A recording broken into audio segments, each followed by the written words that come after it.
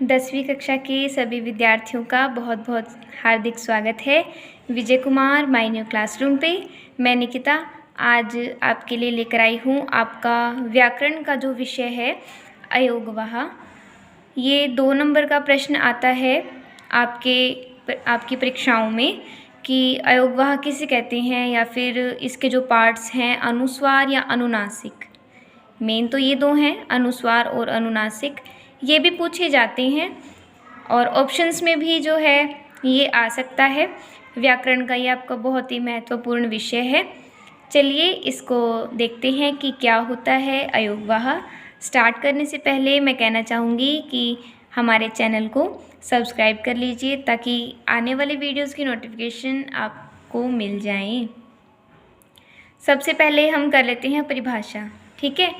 जिन ध्वनियों का उच्चारण स्वरों के योग से ही होता है, यानी कि ऐसी ध्वनियाँ मीन्स ऐसे व्यंजन जिनके साथ स्वर लगेंगे ही लगेंगे, उनके बिना तो उच्चारण, वैसे स्वरों के बिना तो उच्चारण पॉसिबल है ही नहीं, है ना।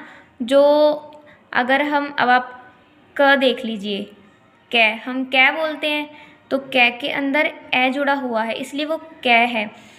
अर्थात क्या है वो, यदि हम उसको हलंत के साथ बोले तो क हो जाएगा, है ना। सूटेबल भी नहीं लग रहा है ये तो फिर इसी तरह से जिन ध्वनियों का उच्चारण स्वरों के योग से ही होता है वे अयोगवाह कहे जाते हैं, ठीक है।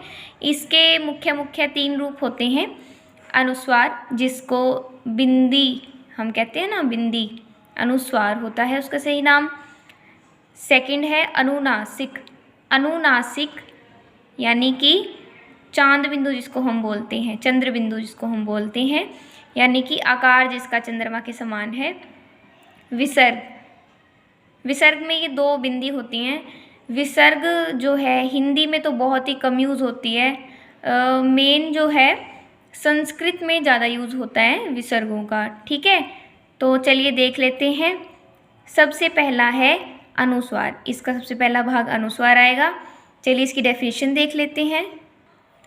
अनुस्वार जिस ध्वनि के उच्चारण काल में श्वास केवल नासिका से ही बाहर जाती है वह ध्वनि अनुस्वार कहलाती है। यानी कि जिस ध्वनि के उच्चारण में श्वास जो है उच्चारण काल में सांस जब हम लेते हैं तो वो सिर्फ नाक से ही बाहर आए, जैसे गंगा, चंचल, संपर्क, इस तरह से।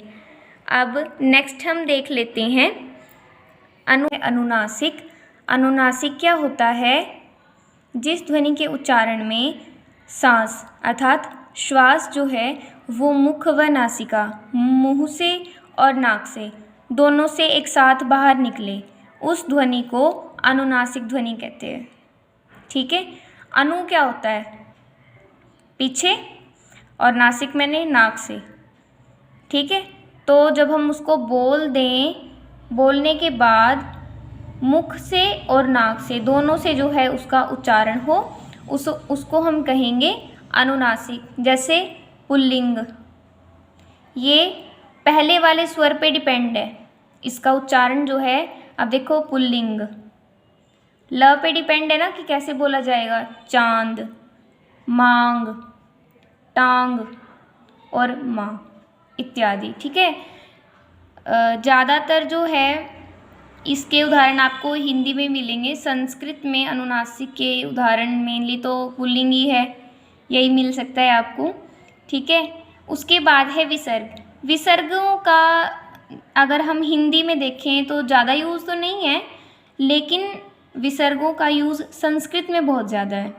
संस्कृत में तो विसर्ग के बिना कोई शब्द होता ही नहीं है, मेनली जो यूज़ है वो संस्कृत में है विसर्गों का यूज़। हिंदी में तो ये जो मैंने आपको 3-4 उदाहरण है जो यही यूज़ होते हैं, जैसे छह हो गया, दुख के बीच में हम डाल देते हैं, अंत है, महर्षि जो है ये भी हम बिना विसर्गों के लिख सकते हैं हिंदी में, ठीक है। तो इसका जो महत्व है वो संस्कृत भाषा में ज़्यादा है विसर्गों का, वहीं पे इसका यूज़ होता है। अब हम एक तालिका देख लेते हैं जिसमें जो है वर्णों का उच्चारण स्थान लिखा हुआ है कि कौन सा वर्ण हमारे मुख के कौन से पार्ट से आता है। ये मेन है तालिका, देखते हैं। ये है हमारी उच्चारण स्थान की तालिका। कंठ होता है, उसमें आ, और ये देखिए सभी व्यंजन है। ये व्यंजनों के नीचे आपको जो है हलंत है, मीन्स कि अभी जो है ये स्वर रहित हैं, यानी कि इनमें स्वर नहीं है।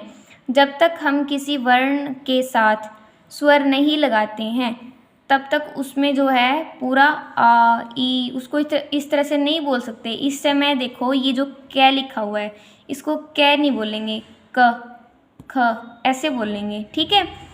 तालु है, इचू यश, यानी कि ये मैंने ऐसे क्यों लिखे हैं, अ और आ जो है कंठ से आएंगे। फिर कै वर्ग के सारे, ये लिखा हुआ है ना कै वर्ग, फिर कै वर्ग के सारे, फिर है और फिर विसर्गे, ठीक है। फिर तालु है, फिर ऋटुरश है, फिर ये है लरी, लरी होता है ये दांत से निकलेगा। फिर त वर्ग है, फिर उ और उ, ये प वर्ग है। 25 वर्णों का ये जो है उच्चारण स्थान है।